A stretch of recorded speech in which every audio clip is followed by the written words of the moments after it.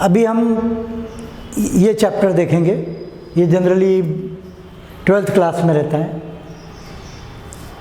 Probability distribution of random variable. इसकी theory, T है ना थ्योरी के लिए, टी वीडियो जो ये ख्याल रखना, हमारी जो सीरीज़ है उसमें टी नंबर जो रहेंगे, T1 T2 वगैरह, वो थ्योरी के लिए होते हैं, और P1 P2 वगैरह वो प्रॉब्लम्स के लिए रहते हैं।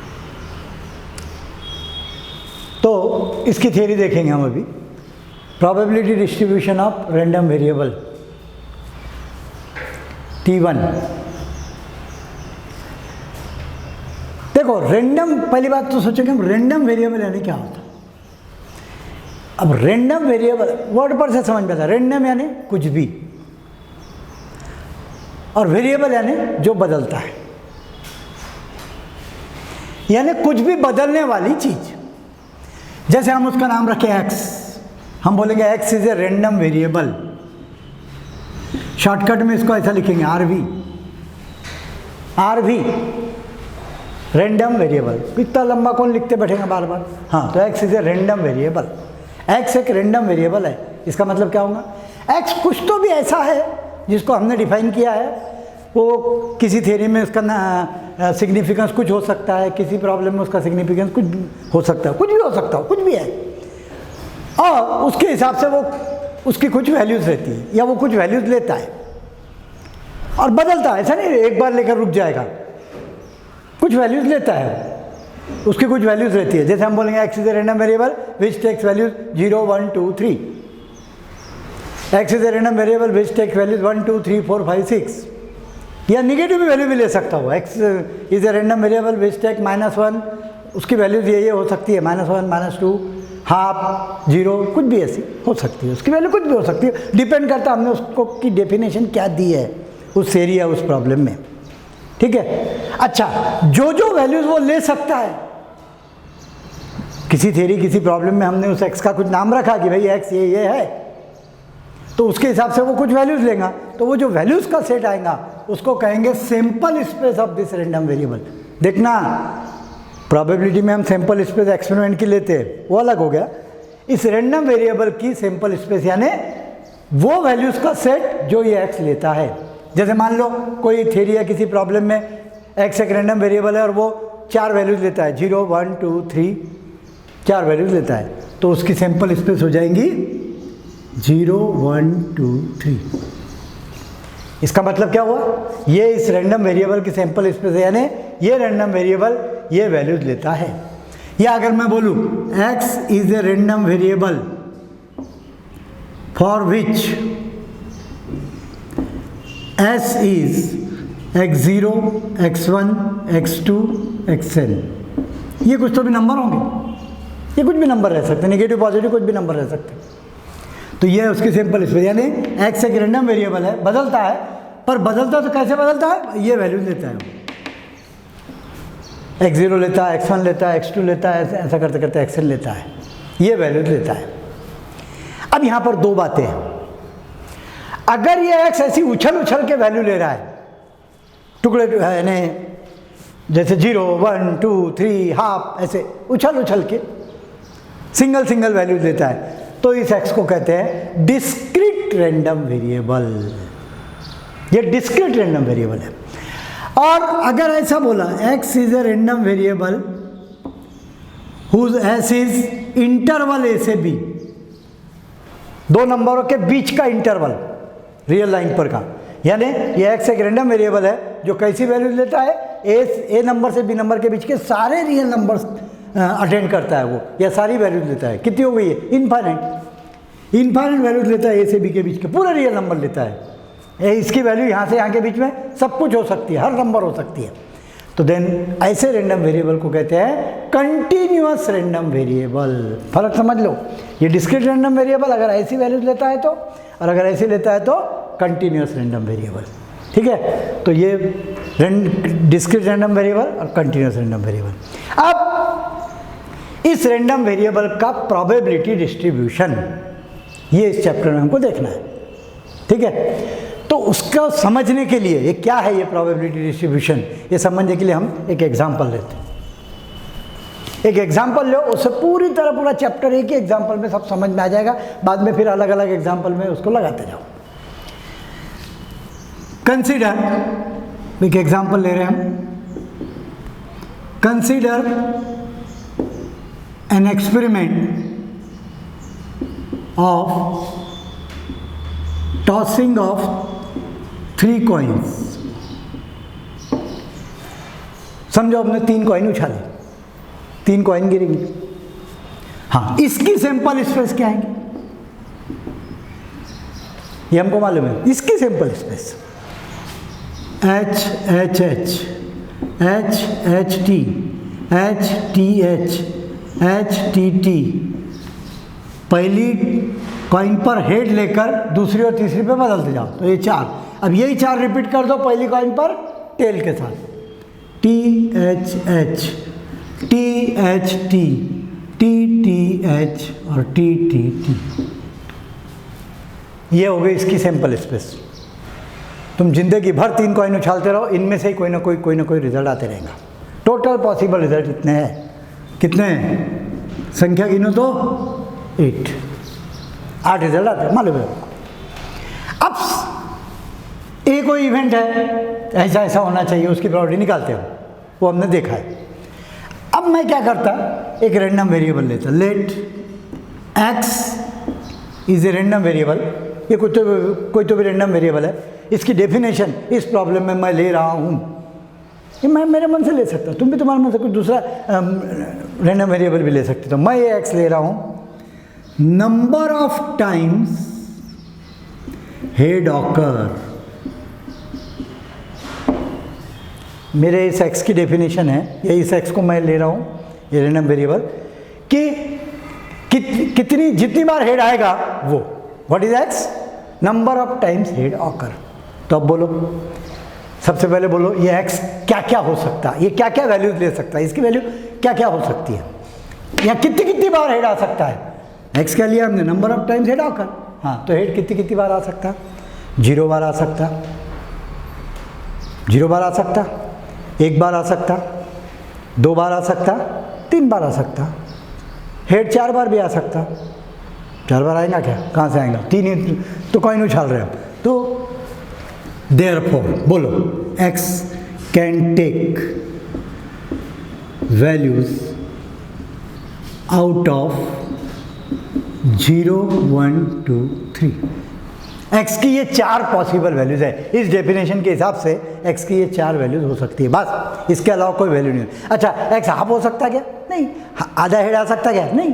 हाँ, तो x की वे 4 वैल्यूज आएंगी। ये हो गई सैंपल स्पेस ऑफ x।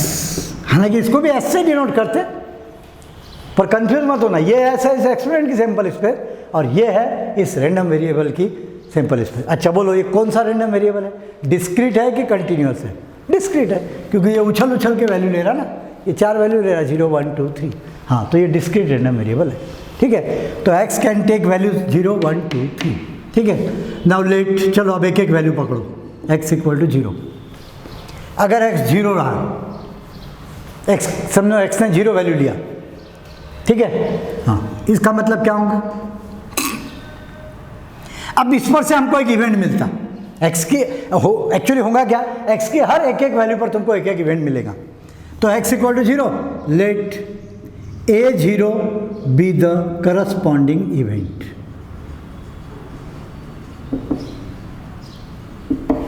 इस x की 0 वैल्यू का जो इवेंट आएगा उसका नाम मैं A0 रख रहा हूँ। यानी इसका मतलब क्या हुआ, what is A0, A0 is the event that 0 head occur.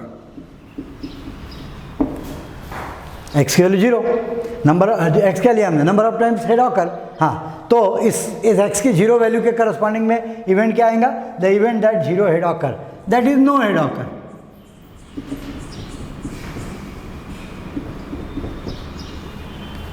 No head occur. हाँ बोलो भला, इसमें कौन से रिजल्ट आएंगे, नो हेड ऑकर। इस इवेंट में सिर्फ एक ही रिजल्ट आएगा, टी टी टी। एंड इसकी प्रोबेबिलिटी बोलो, therefore P of A0 is, जिसको मैं छोटे p0 से डिनोट करूंगा, ये बताने के लिए कि ये कब की प्रोबेबिलिटी है, जब x की वैल्यू 0 है, उस समय की प्रोबेबिलिटी। ये आएंगे 1/8, 1/8। अब प्रोबेबिलिटी अब हम n/n ऐसे नहीं लिखते बैठेंगे, बात सीधा उड़ाओ, 1/8। x = 1। चलो x की दूसरी वैल्यू लो, ये रैंडम वेरिएबल की दूसरी वैल्यू 1, इसका करस्पॉन्डिंग इवेंट है a1, तो a1 इवेंट क्या आ जाएगा? The event that head occur once, एक हेड आना चाहिए, 1 हेड ऑकर। हाँ बोलो, इसको फेवर करने वाले कितने कितने रिजल्ट हैं? 1 हेड ऑकर, ये चले नहीं, ये भी नहीं चलेगा। THT, ये THT और TTH, ये 3 रिजल्ट इसको फेवर करेंगे। एक हेड आना चाहिए, एग्जैक्टली एक हेड आना चाहिए। हम बोलो इसकी प्रोबेबिलिटी क्या आएंगी? 3/8। x की हर एक वैल्यू पर मैं एक एक इवेंट बन रहा है। देखो क्या हो रहा है, x की हर एक वैल्यू पर एक इवेंट बन रहा है और उसकी प्रोबेबिलिटी निकालते जा रहे हैं अपन। x = 2, A2, the event that 2 heads occur, 2 head, exactly 2 head आना चाहिए। बोलो इसमें कौन से रिजल्ट आएंगे? HHT, ये HTH और THH, इसकी भी प्रोबेबिलिटी क्या आ जाएंगी फिर, जिसको मैं छोटे p2 से डिनोट कर सकता, 3/8। और लास्ट x की 3 वैल्यू पर, x की वैल्यू 3, इसका इवेंट बना लो, x की 3 वैल्यू का करस्पॉन्डिंग इवेंट बनाओ।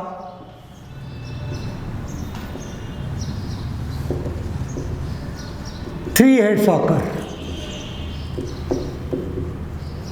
अब इसको फेवर करने वाला सिर्फ एक ही रिजल्ट है, HHH, और इसकी प्रोबेबिलिटी आ गई 1/8।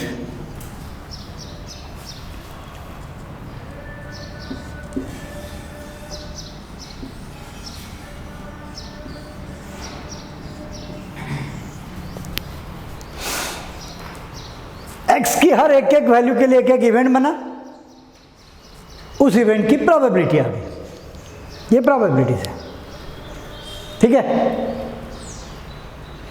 अब जरा ध्यान से देखो, ये जो चारों इवेंट बने A0, A1, A2, A3, ये कैसे हुए? ये क्या हुए? ये चारों अलग अलग हैं।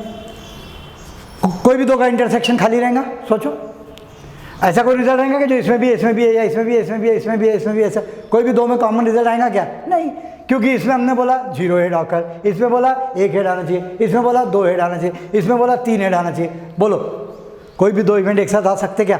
ऐसा हो सकता है क्या कि हम 3 कॉइन उछाल रहे, 2 हेड आ रहे और 3 हेड आ रहे?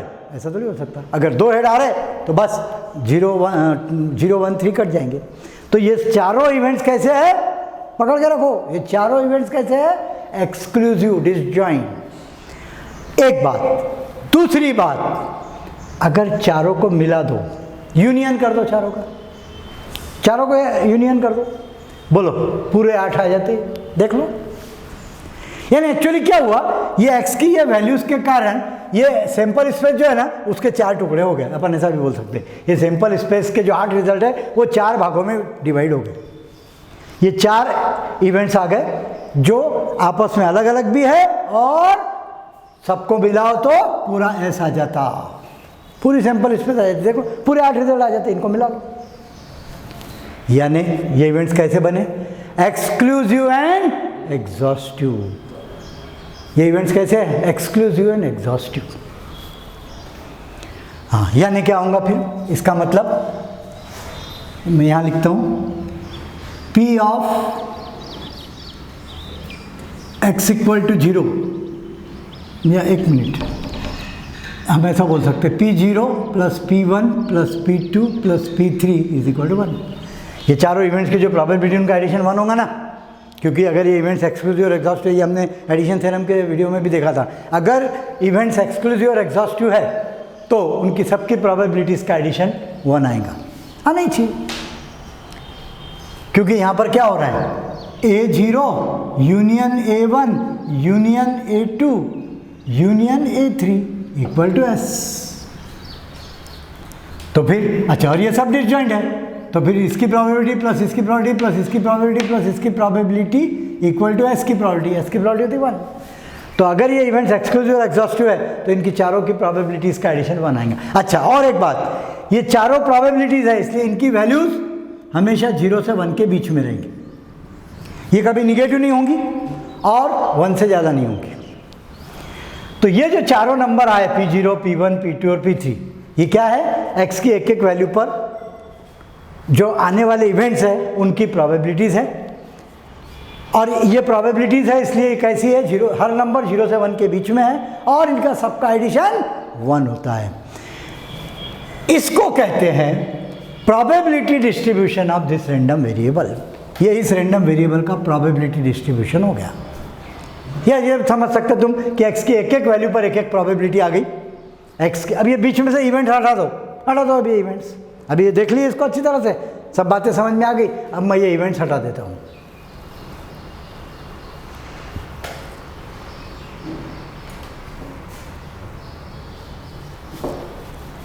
ये हटा दिया मैंने, जाने दो, इतना डिटेल में जाने की ज़रूरत नहीं है, इवेंट हटा दिया मैंने। बस अब क्या करूं मैं, x की एक वैल्यू पर ये प्रोबेबिलिटी, x की 1 वैल्यू पर ये प्रोबेबिलिटी है, x की 2 वैल्यू पर यह है प्रोबेबिलिटी, x की 3 वैल्यू पर यह है प्रोबेबिलिटी। ये हो गया, ये जो 4 नंबर आ गए ये है इस रैंडम वेरिएबल का प्रोबेबिलिटी डिस्ट्रीब्यूशन। अब इसकी खासियत क्या रहेंगी, देखिए ये जो आंसर आएंगे इनकी खासियत क्या रहेंगी, ये सब आंसर 0 से 1 के बीच में होना। कब हम कहेंगे कि ये जो चारों है ये इस रैंडम वेरिएबल के प्रोबेबिलिटी डिस्ट्रीब्यूशन दिखा रहे हैं, कब, जब वो चारों नंबर, ये चारों नंबर 0 से 1 के बीच में होना, हर एक नंबर 0 से 1 के बीच में होना और चारों का एडिशन 1 होना। तो P0 है हमारा 1/8, या ऐसा बोल सकते तुम, when x is equal to 0 P0 is 1/8, when x is equal to 1 P1 is 3/8, when x is equal to 2 P2 is 3/8 और when x equal to 3 corresponding probability है 1/8। x की 0 वैल्यू पर प्रोबेबिलिटी इतनी है, 1 पे इतनी है, 2 पर इतनी है, रैंडम वेरिएबल x की 3 वैल्यू पर प्रोबेबिलिटी इतनी है। ये हो गया इस रैंडम वेरिएबल का प्रोबेबिलिटी डिस्ट्रीब्यूशन। हर x की हर एक एक वैल्यू के लिए एक एक प्रोबेबिलिटी आ गई। या तुम ये भी बोल सकते x की हर वैल्यू के लिए हमने एक एक प्रोबेबिलिटी असाइन कर दी।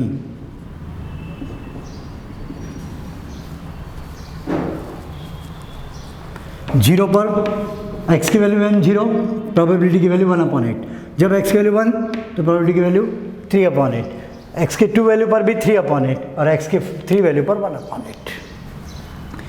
तुम इसको ऐसा भी समझ सकते, हमारे एक फंक्शन चल रहा है, यहाँ पर एक फंक्शन चल रहा है जिसका डोमेन है 0 1 2 3 और इमेजेस है 1/8 3/8 3/8 और 1/8। इस फंक्शन को कहते हैं प्रोबेबिलिटी मास फंक्शन। नए नए शब्द याद रखो। ये जो फंक्शन है जो 0 को 1/8 से एसोसिएट करेगा, 1 को 3/8 से एसोसिएट करेगा, x की 2 वैल्यू को 3/8 से एसोसिएट करेगा, x की 3 वैल्यू को 1/8 से एसोसिएट करेगा। ये जो फंक्शन है जिसको हम बोलेंगे px, फंक्शन का नाम रखेंगे अपन px, इसको बोलते probability mass function of random variable x।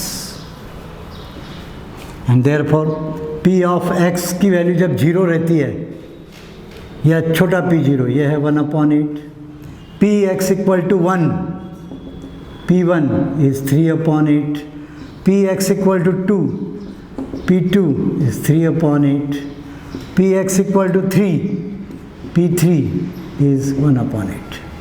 या तुम इसको ऐसा भी बोल सकते, ये रैंडम वेरिएबल की सैंपल स्पेस 0 1 2 3 x की वैल्यूज ये x ये वैल्यूज लेता है और पी एक्स की वैल्यू 1/8 3/8 3/8 1/8।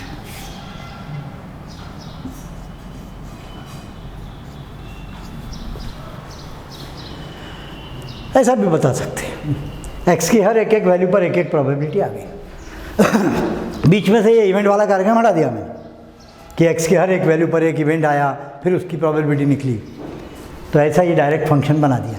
इसको बोलते हैं probability mass function of this random variable. ये जरा नोटेशन ध्यान लो, ऐसा लिखो एक ही बात है। जब x की वैल्यू 0 है तो प्रोबेबिलिटी 1/8 है, जब x की वैल्यू 1 है तो प्रोबेबिलिटी 3/8 है, जब x की वैल्यू 2 है तो प्रोबेबिलिटी 3/8 है, और जब x की वैल्यू 3 है तो प्रोबेबिलिटी 1/8 है। तो this is called probability mass function. और खासियत क्या रहेंगी इस प्रोबेबिलिटी मास फंक्शन की, पहचान क्या रहेंगी, या कब हम बोलेंगे कि कोई फंक्शन, अब प्रॉब्लम में क्या होगा, कोई ये इतना सब दिया तो ठीक है एक्सपेरिमेंट और ये सब, एक्सपेरिमेंट नहीं भी दिया, बस तुमको सिर्फ ये दे दिया कि ये x की 4 वैल्यू और ये प्रोबेबिलिटी की 4 वैल्यू, हो गया। तुमको उससे कोई मतलब नहीं कौन सा एक्सपेरिमेंट चल रहा, रैंडम वेरिएबल का नाम क्या है, उससे कोई मतलब नहीं, बस x की ये वैल्यूज़ है, ये these are values of x, ये सैम्पल स्पेस है ना x की। x की ये 4 वैल्यू पर px की ये 4 वैल्यूज है। तो कब मानेंगे हम उसको प्रोबेबिलिटी मास फंक्शन, क्या क्या खासियत होना, 2 खासियत होना, क्या, एक तो ये सारे नंबर 0 से 1 के बीच में होना। देखो x की वैल्यू कुछ भी हो सकती, x की वैल्यू का प्रॉब्लम नहीं है, वो कुछ भी रह सकती, निगेटिव भी रह सकती, 0 भी रह सकती, माइनस हाफ भी रह सकती, हाफ भी रह, कुछ भी रहे, लेकिन px की वैल्यू कैसी रहना चाहिए, 0 से 1 के बीच में, निगेटिव नहीं होना, 0 से बड़ी होना और 1 से ज़्यादा भी नहीं होना। ये वैल्यू तो 1 से ज़्यादा हो सकती है लेकिन ये 1 से ज़्यादा नहीं होना। तो ये चारों वैल्यूज़ या जितनी भी वैल्यूज़ होंगी x के हर एक एक वैल्यू पर इस फंक्शन की, ये सब वैल्यूज़ 0 से 1 के बीच में होना, और दूसरी खासियत इन सबको ऐड करो तो 1 आना चाहिए, इनका सबका एडिशन 1 आना चाहिए। ऐसा अगर कोई फंक्शन होगा तो हम उसको मान्यता प्रदान करेंगे या उसको हम कहेंगे कि वो इस रैंडम वेरिएबल का प्रोबेबिलिटी मास फंक्शन है। अब ये सब बातों को एक टेबल के रूप में हम लिख सकते हैं। इसी एग्जांपल को मैं कवर कर रहा हूँ, सारी बातें इसी में आ जाएंगी। अब एक टेबल बना लो, कैसे, देखो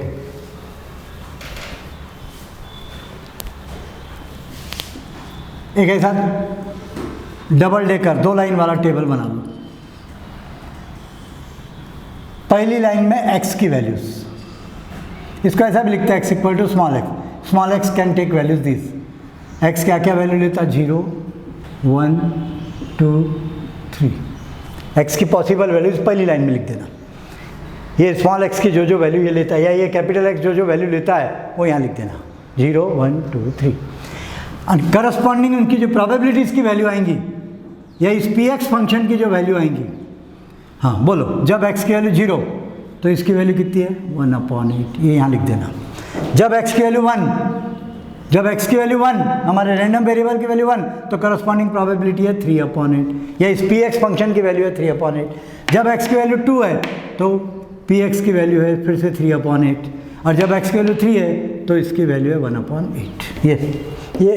ये वर्टिकल को मैंने हॉरिजॉन्टल लिख दिया, और क्या है, बस अब इसको भी मिटा दो, सारी इन्फॉर्मेशन आ गई इसमें सब इन्फॉर्मेशन आ गई ये टेबल में। इस टेबल को कहते हैं प्रोबेबिलिटी डिस्ट्रीब्यूशन टेबल, इसको प्रोबेबिलिटी डिस्ट्रीब्यूशन टेबल कहते हैं। तो ऐसा कहीं भी लिखा हुआ दिखा, समझ जाना, ये इस पर ये जब x के लिए तो ये उसकी ये प्रोबेबिलिटी, जब x के लिए ये प्रोबेबिलिटी, या इसकी इमेज ये है, इसकी इमेज ये है, इसकी इमेज ये है, इसकी इमेज ये है, या इसका मतलब क्या होगा, p of x equal to 0 1/8 है, p of x equal to 1 3/8 है, p of x equal to 2 3/8 है, p of x equal to 3 1/8 है। ये है प्रोबेबिलिटी डिस्ट्रीब्यूशन टेबल, ये है प्रोबेबिलिटी मास फंक्शन, ये है रैंडम वेरिएबल, ये है उसका प्रोबेबिलिटी मास फंक्शन।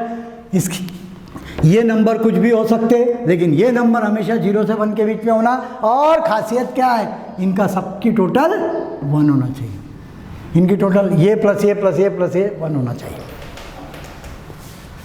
अच्छा, फिर और कुछ डेफिनेशन आती है इस पर से, देखो, अगर x की वैल्यू को px की वैल्यू से मल्टीप्लाई करके ऐड किया, यानी summation of x into px, क्या करना, रैंडम वेरिएबल की value multiplied by corresponding function की वैल्यू, मल्टीप्लाई करके ऐड करो। चलो इस एग्जांपल में देखते जाओ। 0 into 1/8 plus 1 into 3/8 plus 2 into 3/8 plus 3 into 1/8, ये इंटू ये प्लस ये इंटू ये प्लस ये इंटू ये प्लस ये इंटू ये, कितना आता बोल दो, क्या आएगा इसका आंसर? ये तो 0 ही होगा। 3/8 प्लस 6/8 प्लस 3/8, 3 और 6 9 और 3 12, 12/8 यानी 3/2। ये जो नंबर आएगा, कुछ भी नंबर आएगा, जो भी आना होगा, इसको कहते एक्सपेक्टेड वैल्यू या mean of this probability distribution, और उसको डिनोट करते EX से। ख्याल रखना, EX मीन या expected value of this random variable. अच्छा, अब समझो ये सम बनाया हमने, क्या मतलब होगा इसका? x की वैल्यू का स्क्वायर करो और उसको px की वैल्यू से मल्टीप्लाई करो, यानी 0 square into 1/8 plus 1 square into 3/8 plus 2 square into 3/8 plus 3 square into 1/8। x की वैल्यूज का स्क्वायर करके करस्पॉन्डिंग px की वैल्यू से मल्टीप्लाई करके ऐड कर दो, ये जो समेशन आएगा, जो भी आएगा आंसर, कितना आएगा इसका आंसर देख लेते, कर लेते अपन। ये यहाँ से आएगा, देखो 3/8 प्लस ये हो गया 12/8 प्लस 9/8 यानी 24/8 यानी 3। इसको बोलते EX, यानी इसको ऐसा लिखते, कुछ नहीं बोलते, इसको EX स्क्वायर लिखते, क्योंकि स्क्वायर किया ना, इसलिए इसका नाम EX स्क्वायर कहते हैं। और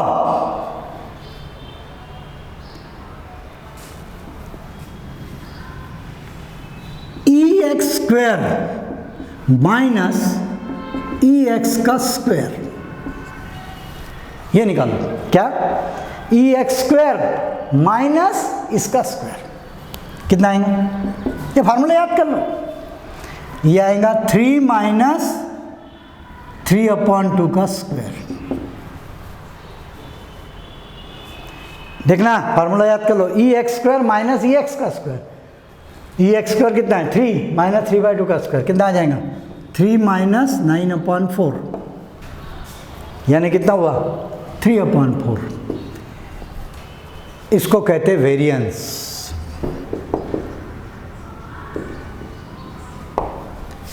नाम याद रखो, वेरिएंस। वैसे नोट्स में सब लिखा हुआ है, सब डेफिनेशन की हुई है। और इसका स्क्वायर रूट ले लो, ये जो वेरिएंस आया ना, इसका स्क्वायर रूट ले लो, उसको कहते हैं standard deviation, SD, standard deviation under root of this variance. यानी इस प्रॉब्लम में वेरिएंस कितना आ जाएगा? अंडर रूट 3/4, इसका स्क्वायर रूट 3/2।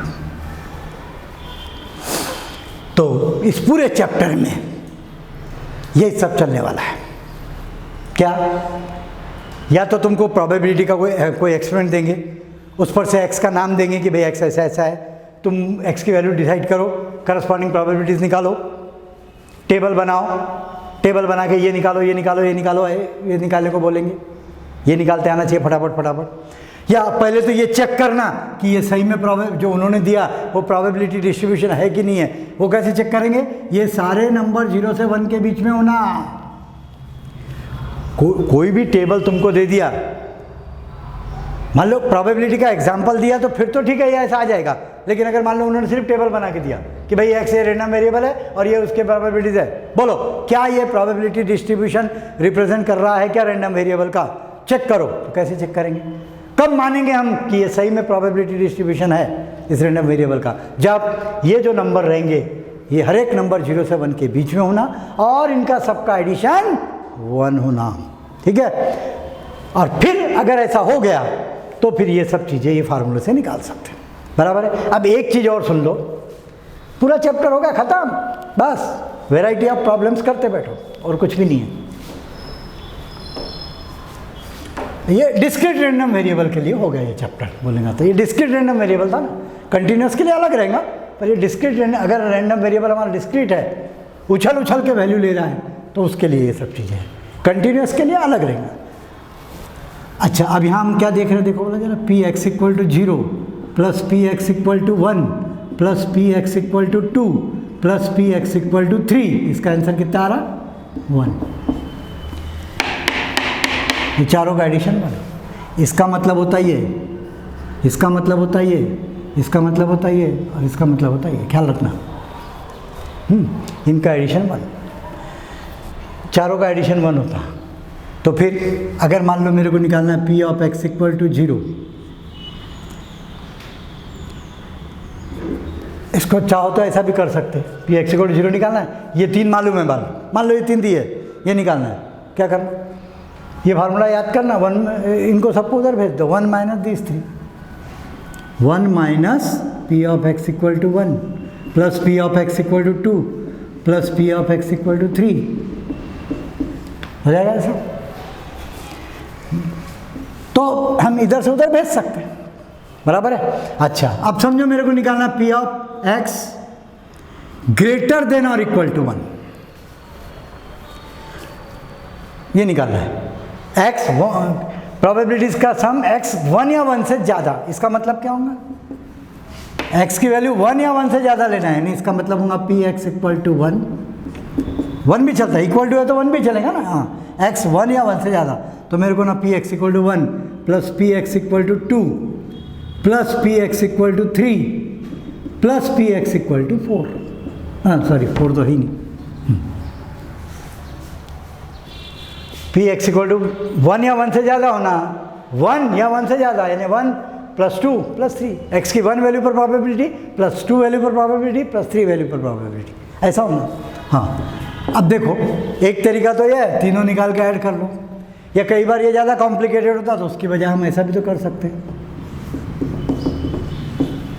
देख लो ना ये फार्मूले से, अगर मेरे को ये 3 का सम निकालना है तो मैंने क्या करना चाहिए, क्योंकि मेरे को मालूम है चारों का सम तो 1 होता है, हाँ तो ये 3 का निकालना है सम, तो क्या करना, इसको उधर भेज दो, 1 माइनस दिस, या तुम इसको ऐसा भी समझ सकते, 1 minus P x less than 1, देखो पी एक्स ग्रेटर देन और इक्वल टू 1, यानी 1 minus P x less than 1, 1 या 1 से ज़्यादा का सम निकालना है, तो इसका निकालो और उसको 1 में से काटा दो, ये कॉम्प्लीमेंट है ना, इसका कॉम्प्लीमेंट है ये, तो कॉम्प्लीमेंट की प्रॉपर्टी निकालने के लिए क्या करना पड़ता है, 1 में से घटा देना पड़ता है। तो इस प्रकार ये गेम हमको खेलना है, ठीक है। तो ये है इस थ्योरम का, इस पूरे चैप्टर का सार। अब अलग अलग प्रॉब्लम में अलग अलग वैरायटी रहेगी और उस पर तुमको काम करना है, बस और कुछ खास बात नहीं है, ठीक है। तो प्रॉब्लम्स हम देखेंगे अगले वीडियो में। Thank you.